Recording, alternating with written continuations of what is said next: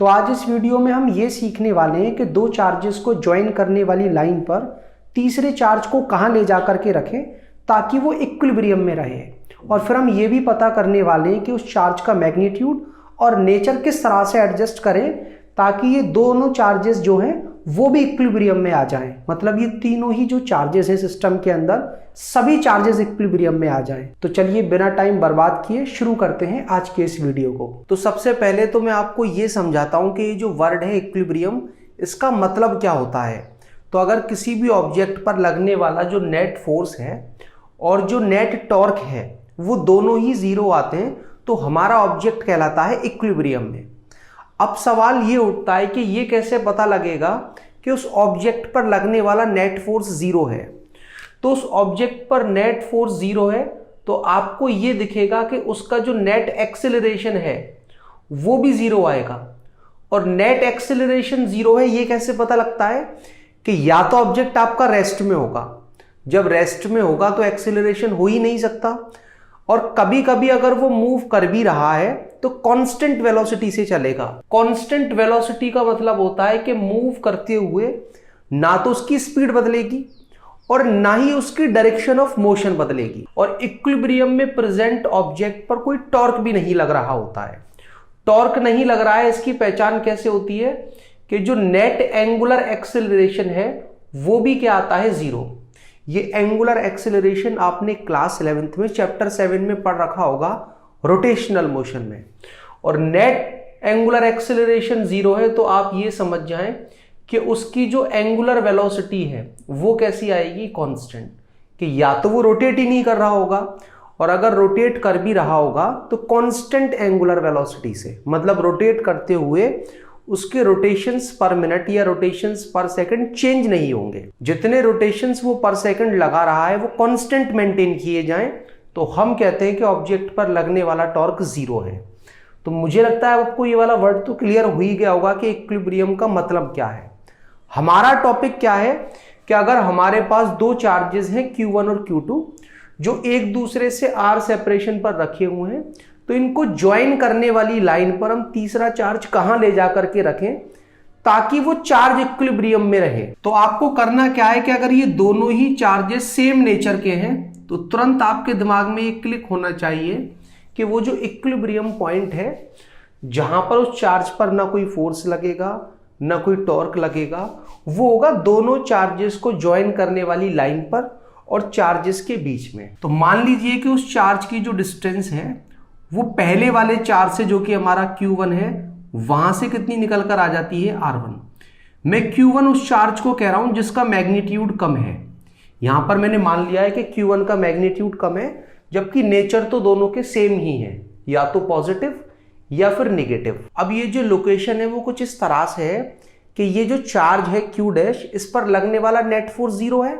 तो पहला वाला जो चार्ज है Q1, अगर मैं इसे पॉजिटिव मान लूं, उसे भी पॉजिटिव मान लूं, तो ये दोनों एक दूसरे को रिपेल करेंगे और इनके बीच में लगने वाला जो रिपल्सिव फोर्स है वो होगा K Q1 Q डैश और अपॉन में R1 का स्क्वायर। होगा किस डायरेक्शन में, ये फोर्स लगेगा राइट हैंड साइड में, इसे मैं F1 कह देता हूं।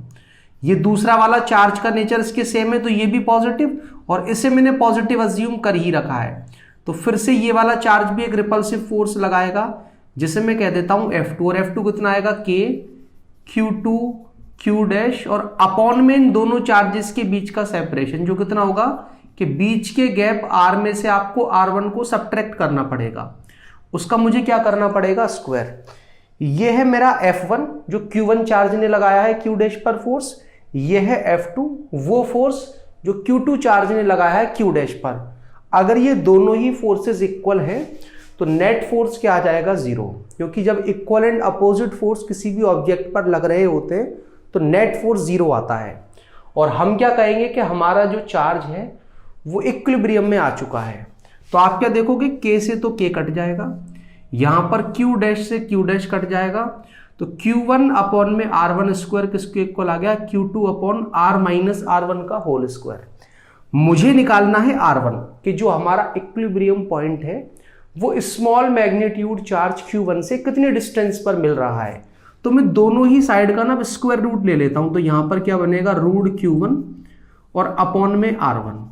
यहाँ पर क्या बन जाएगा रूट Q2 और अपॉन में कितना R माइनस R1। फिर मैं कर देता हूँ क्रॉस मल्टीप्लाई, तो यहाँ पर क्या बन जाएगा रूट Q1 और इनटू में R, क्योंकि यहाँ पर R था, और माइनस का कितना R1 रूट Q1। यहाँ पर क्या बन जाएगा R1 रूट Q2। तो आप क्या देखोगे कि ये जो R1 root Q1 negative sign का है, अगर मैं इसे राइट हैंड साइड लेकर के जाऊंगा तो पॉजिटिव हो जाएगा, और इन दोनों में से फिर कॉमन क्या आ जाएगा R1 आ जाएगा कॉमन, ब्रैकेट में बचेगा root Q1 plus root Q2, और यहां पर क्या बचा R अंडर रूट में Q1। अब देखिए हमारा टारगेट तो R1 की वैल्यू निकालना है, लेकिन R1 की वैल्यू निकालने से पहले मैं रूट Q1 का डिवीजन कर देता हूं दोनों ही टर्म्स में। तो रूट Q1 को जब मैं इसके अपॉन में लेकर जाऊंगा तो रूट Q1 का डिवीजन इसमें भी करना होगा, तो रूट Q1 से रूट Q1 कट हो जाएगा, यहां पर आ जाएगा 1, और यहां पर क्या बनेगा root Q2 by root Q1, जिसे मैं रूट Q2 बाय Q1 लिख सकता हूं।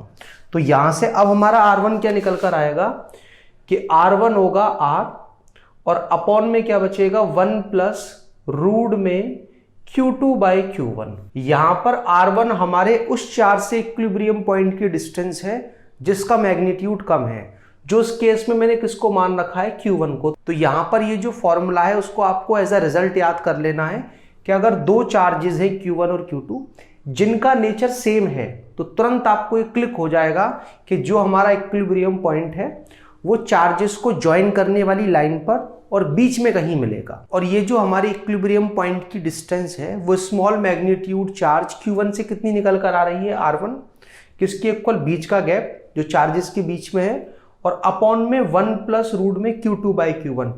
Q2 क्या है हमारा लार्ज मैग्नीट्यूड चार्ज और Q1 है स्मॉल मैग्नीट्यूड चार्ज। अब चलिए मैं आपको ये समझाता हूं कि इस फॉर्मूले को न्यूमेरिकल में कैसे अप्लाई करना है। तो इस कॉन्सेप्ट को समझने के लिए जो क्वेश्चन हमने सेलेक्ट किया है वो SL अरोरा बुक से है, और क्वेश्चन कुछ इस तरह से है, 2 charges plus 4E and plus E are placed at a separation of 18 centimeter. Then where should we have to place a charge of minus 3E so that this charge is in equilibrium?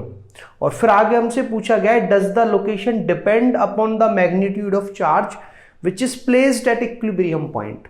तो पहले आप ये देखो कि जिन दोनों charges के बीच में हमने थर्ड चार्ज को ले जाकर के रखा है उन दोनों ही चार्जेस का नेचर सेम है।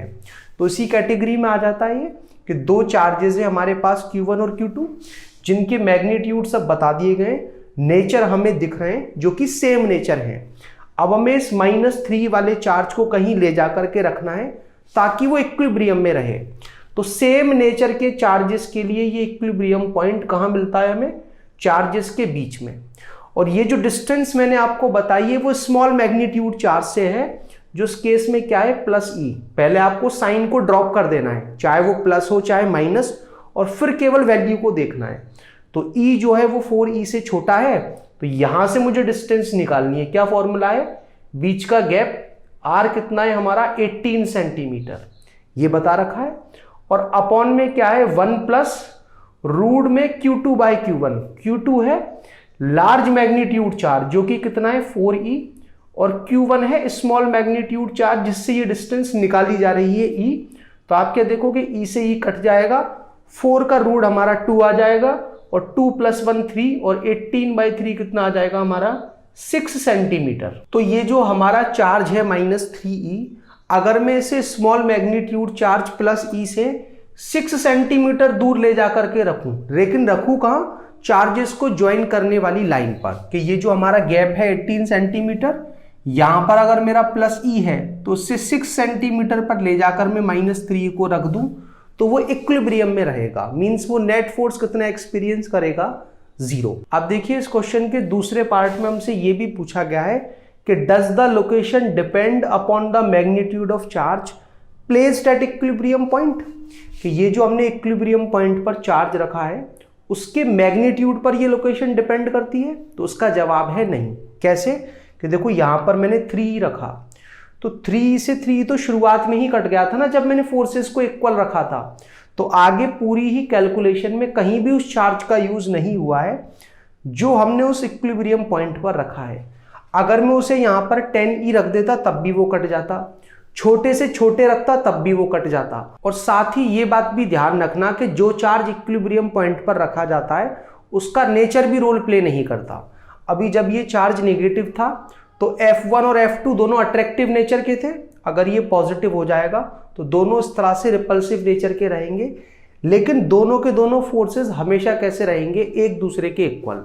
तो याद क्या रखना है, the location of equilibrium point does not depend upon magnitude as well as nature of the charge which is placed at equilibrium point।